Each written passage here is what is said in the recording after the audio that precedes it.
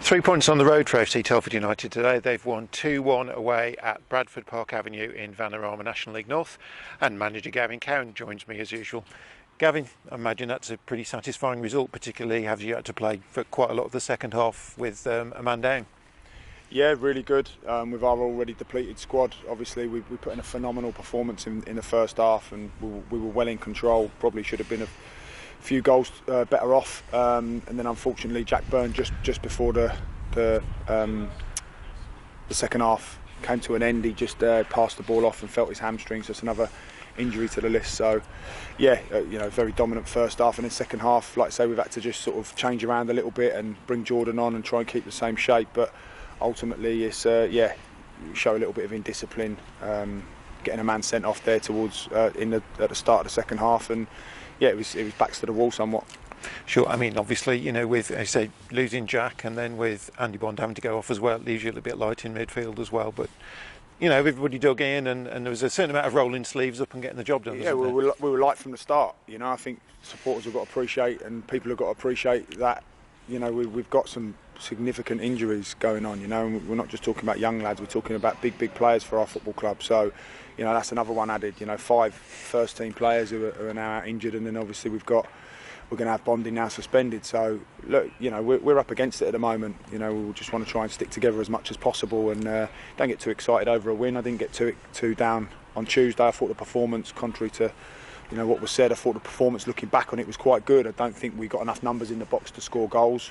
But the performance the other night was actually really good, and I think we underestimated Chorley somewhat, or some people did, we didn't. But we were very dominant in the game, and just again we've got to turn them performances into results somewhat. So it's a brilliant first half performance here, and that's dragged us through when we've had a man sent off. But I say it was backs to the walls, but it was a strategic way of pressing them and making sure that they didn't go through us or round us or over us. So credit to the lads, they deserve all of the credit today. Showed great character. Was it a bit of an idea to change the formation? Was that because of personnel, or is that because of Bradford? Yeah, I'd like to say it was an ingenious move, but unfortunately, it was a little bit of a mix of we've dabbled with it, but we're so invested in the previous formation with the group that we've got. We feel like that's the best that we get out of ourselves. But ultimately, when you've got a team that are so depleted, we've decided to go with a small squad, small budget this year. But it's backfired on us in one sense, and we have to take the responsibility. The players do. We're getting so many injuries. It's not normal.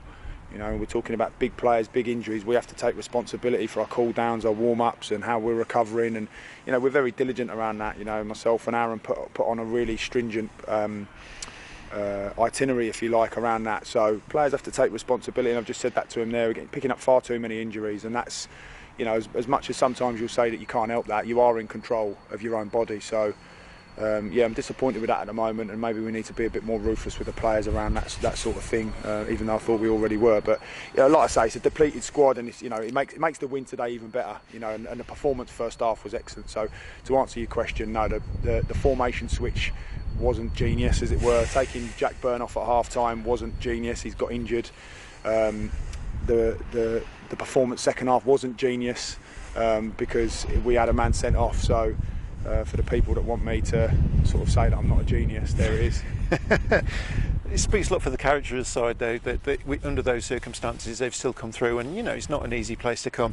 I suppose the man who's going to get the attention again is Don McHale with 2 goals, and he's performing above your expectations, do you think? No, not at all. No, not at all. Not with that ability. I think Dom's got some catching up to do in terms of his career. I think Dom's had a lot of football clubs, as he keeps being told, but I think it's a similar sort of situation to Brendan Daniels. I think people haven't got the best out of him, and so they cast them aside. And I always think if you can't get the best out of someone, it's a reflection of you. It's more of a reflection of my inability to get the best out of someone. And I think we've done that with Brendan Daniels for the most part, and with Dom now. And I think what they value is honesty. I'm honest with my players. I have a good relationship with them because they know that I'm going to be honest, even when it's something that they don't want to hear. Sometimes they haven't played well and they get told, and sometimes they haven't followed instructions and they get told. But they value it because on the times that they do, they get told as well. So it's having a balance, and he deserves all of the credit.